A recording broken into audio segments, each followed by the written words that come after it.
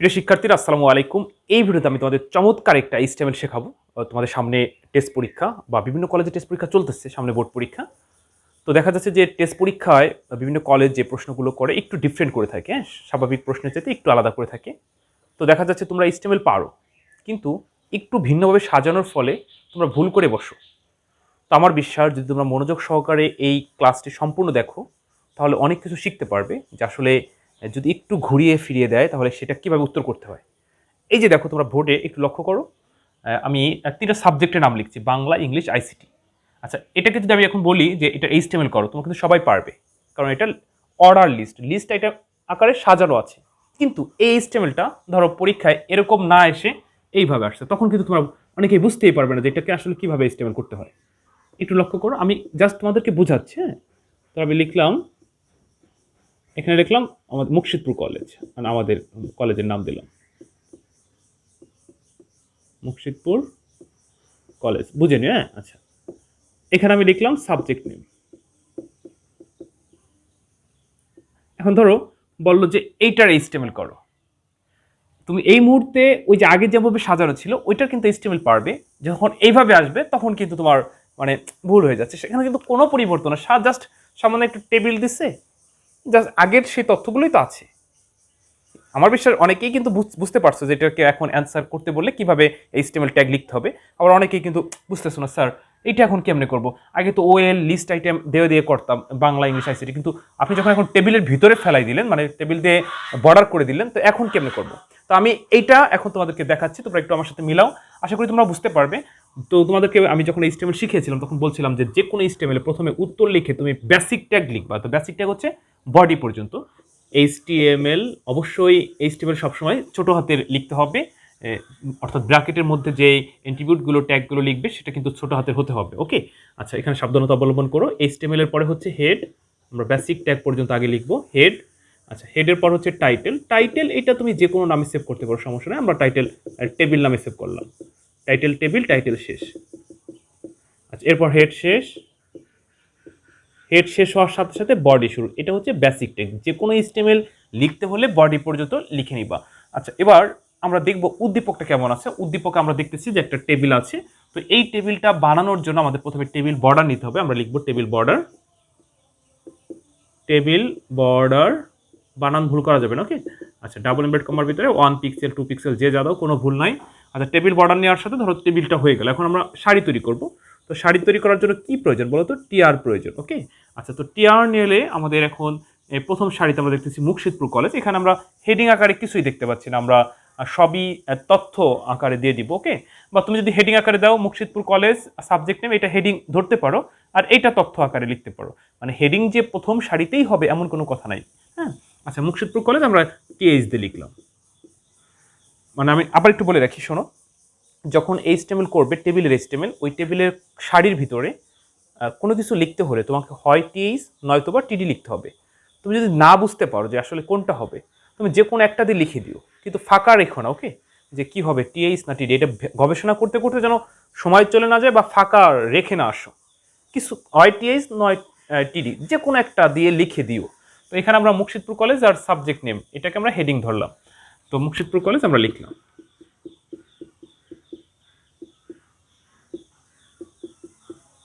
Murshidpur college TH শেষ। ওকে, আচ্ছা, এবার আমরা এই শাড়িতে যখন কাজ করছি তখন এই শাড়িটার কাজ করতে হবে। এই যে হচ্ছে মেইন মেকানিজম যেটা আর কি, যেটা তোমরা ভুল করে বসতা। তো এইখানেও আমাদের আবার TD শুরু। TD শুরু, এই ঘরটা দেখো 2 ঘর দখল করে আছে। তো TD শাড়ি আকারে দখল করছে, এই জন্য রো স্পেন কয় ঘর? 2 ঘর, 2। ওকে, TD শুরু হলো। এইটা লেখার জন্য তোমাকে এখন যা যা প্রয়োজন সেটা ব্যবহার করো, যেমন ওয়েল টাইপ সমান সমান ডাবল ইনভার্টেড কমার ভিতরে এটা কি আকারে লিস্ট আছে? 1 2 3, ইংরেজি শতকে 1, তো প্রথমটা লিখতে হবে 1। ওয়েল টাইপ শুরু হলো। এবার list item, LI list item Bangla, LI শেষ সরি, আবার LI শুরু ইংলিশ, LI শেষ, মানে লিস্ট আইটেম শেষ, যা আছে যত দূর আছে আমরা সাজে সাজে লিখবো। তারপরে দেখো LI শুরু ICT, LI শেষ। তো এই ঘরে কাজ হয়ে গেল, তার মানে এই পর্যন্ত লেখা হয়ে গেল। এখন ওই যে OL শেষ, ওএল শেষ করার পর আমাদের টিডি শেষ করতে হবে। যে আমরা জানি যে ঘরের ভিতর কোনো কিছু লিখতে হলে টিএইচ অথবা টিডি লিখতে আমরা এটা তথ্য আকারে টিডি দিচ্ছিলাম, তাই না? আচ্ছা, এবার টিডি শেষ, আর টিডি শেষ করলাম। এখন দেখো যে আমাদের এই ঘরটার এবং এই ঘরটার কাজ হয়ে গেছে। তাহলে ওই যে টিআর শুরু হয়েছিল, লক্ষ্য করো, এই যে টিআর শুরু হয়েছিল, এখন আমরা টিআরটা শেষ করব। মানে আমাদের একটা ঘরের কেবল কাজ হলো, এই যে টিআর শেষ। আচ্ছা, টিআর শেষ, টিআর শেষ করার পর আমরা পরবর্তী সারির কাজ আবার শুরু করব। তাহলে আমাদের আবার টিআর প্রয়োজন। তো এখন আমরা দেখো আমরা আবার টিআর নিব, আর টিআর শুরু। এবার সাবজেক্ট নেম এটা লিখবো, এটাও কিন্তু হেডিং আকারে আমরা দেখতে পাচ্ছি, মানে এটা বোঝা যাচ্ছে যে সাবজেক্ট নেম হেডিং। তারপর না বলতে তুমি সব টিডিতে লেখো, কোনো সমস্যা নাই। ওকে, আচ্ছা, এবার সাবজেক্ট নেম তুমি লেখো টিএইচ দিয়ে, টিএইচ সাবজেক্ট নেম যেমন আছে ওরকমই লিখলাম।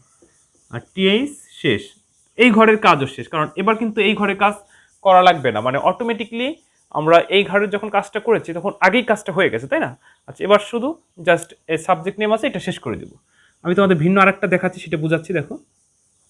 আচ্ছা, এরপরে টিআর শেষ, টিআর শেষ। ওকে, আচ্ছা, তাহলে সম্পূর্ণ টেবিলের কাজ হয়ে গেল। তাহলে এবার কি শেষ? টেবিল শেষ। এই যে টেবিল শুরু হয়েছিল, টেবিল কখনো শেষ হয় না, এখন শেষ হবে। অর্থাৎ সম্পূর্ণ টেবিলের কাজ করার পরে টেবিল শেষ।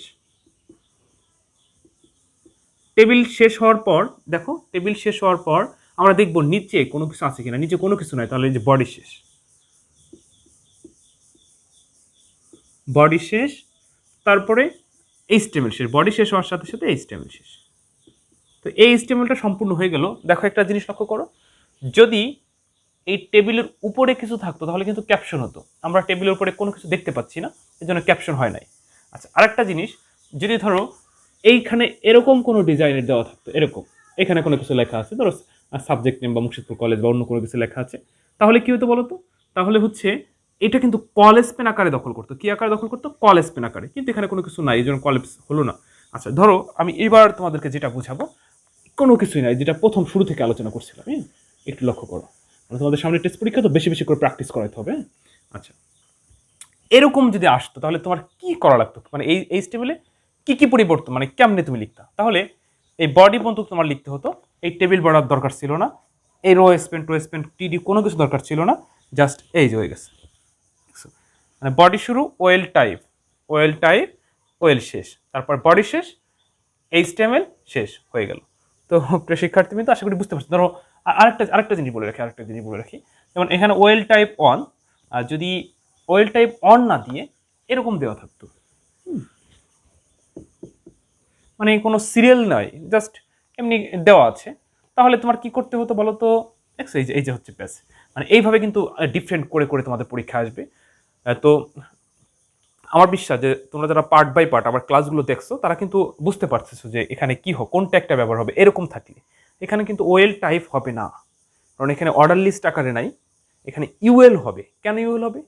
আনঅর্ডার লিস্ট, মানে কোনো মানে লিস্ট যে একটা ব্যাপার 1 2 3 4 বা এবিসি, সেটা কিন্তু নাই এখানে, এমনি দেওয়া আছে। আর আরেকটা জিনিস লক্ষ্য করো, কিছু খুঁটিনাটি। আর শোনো, তোমাদের যদি কোনো সমস্যা থাকে অবশ্যই আমাকে কমেন্ট করে জানাবে, অথবা আমার এই ইউটিউব চ্যানেলে অ্যাবাউট আমার পার্সোনাল ফেসবুক আইডি লিঙ্ক দেওয়া আছে, সেখানে গিয়ে মেসেজ করে আমাকে ফ্রেন্ড রিকোয়েস্ট পাঠাতো, কোনো সমস্যা নেই। ওইখানে গিয়ে আমাকে ছবি তুলে পাঠাবে, স্যার এটা করে দেন, এটা সমাধান করে দেন, আমাদের সামনে পরীক্ষা, তোমাদের এখন থেকে বেশি বেশি প্র্যাকটিস করাবো, ঠিক আছে? আমাকে ছবি তুলে পাঠাবে, আমার সাথে শেয়ার করো, কোনো সমস্যা নেই। আর তোমরা চাইলে কিন্তু আমার কাছে আইসিটি অনলাইনে পড়তে পারো। বিশেষ একটা ব্যাচ চালু করেছি যারা পরীক্ষার্থী তাদের জন্য, যে তোমাদের সম্পূর্ণ আইসিটি কমপ্লিট করে দেবো দায়িত্ব নিয়ে, মানে যেভাবেই হোক, তাতে রেগুলার পড়াই হোক বা ধরো 1 ঘন্টার জায়গায় 2 ঘন্টা যাই হোক না, যেভাবেই হোক, যে কোনো মূল্যে আমি তোমাদেরকে আইসিটি কমপ্লিট করে দেবো। যদি কেউ ভর্তি হতে ইচ্ছুক থাকো তাহলে আমার সাথে যোগাযোগ করো, এই নাম্বারে দেও, এই নাম্বারে কল করে আমার সাথে যোগাযোগ করে নিও, অথবা আমাকে মেসেজ করতে পারো, যেটা বললাম যে আমার ফেসবুক আইডিতে সর্দার মোহাম্মদ শাহাবুদ্দিন, এই ইউটিউব চ্যানেলে অ্যাবাউটে দেওয়া আছে। আচ্ছা, ঠিক আছে। দেখো আরেকটা জিনিস, যেটা এটা বলতেছিলাম, তাহলে এখানে কি হইতো বলো তো? এরকম থাকলে তোমার এরকম হইতো না, ইউএল হইতো, শুধু ইউএল, আনঅর্ডার লিস্ট। আচ্ছা, যদি ধরো এরকম না থেকে এরকম থাকতো, এতে বাংলা, বিতে ইংলিশ, সিতে আইসিতে, তাহলে তোমার কি করা লাগতো? তাহলে করা লাগতো হচ্ছে ওয়েল টাইপ সমান সমান এ ডাবল ইনভার্ট, এই যে দেখছো ডাবল ইনভার্ট করার ভিতরে এ। অর্থাৎ আমরা ওয়েল টাইপ এই যেটা দিয়ে কমান্ড দিব, অটোমেটিকলি তার সেইটা থেকে সিরিয়াল নিতে থাকবে। আমি যদি এখানে ধরো বাংলায় মানে 1 লিখি, তাহলে 1 2 3 আকারে নিবে। আমি এ লিখছি, এবিসি আকারে নিবে। আমি যেখানে ক খ লিখতাম তাহলে ক খ গ ঘ আকার নিত, হ্যাঁ? আচ্ছা, ধরো যেটা প্রথমে ছিল আর কি 1 2 3, আমি এখানে 1 লিখছিলাম, 1 2 3 আকারে নিচ্ছিল। তো এটার কাজ হচ্ছে অর্ডার লিস্ট টাইপ, অর্থাৎ লিস্ট আকারে আইটেম এভাবে থাকলে। আর যদি টেবিল আকারে থাকতো, যেটাতে তোমাদেরকে উদাহরণ দিয়ে বোঝাইছি, তাহলে সেটা টেবিল আকারে হবে। তো প্রিয় শিক্ষার্থীবৃন্দ, আশা করি তোমরা বুঝতে পারছো। তোমাদের ভিতরে যদি কোনো খুঁটিনাটি আরও প্রশ্ন থাকে অবশ্যই কমেন্ট করে জানাবে। আর ইনশাল্লাহ আমি তো আছি তোমাদের বোর্ড পরীক্ষা পর্যন্ত, যেভাবেই হোক তোমাদের সাহায্য করব। ঠিক আছে? তো ভালো থেকো। অন্য কোনো দিন অন্য কোনো ভিডিওতে আবার কথা হবে। আসসালামু আলাইকুম।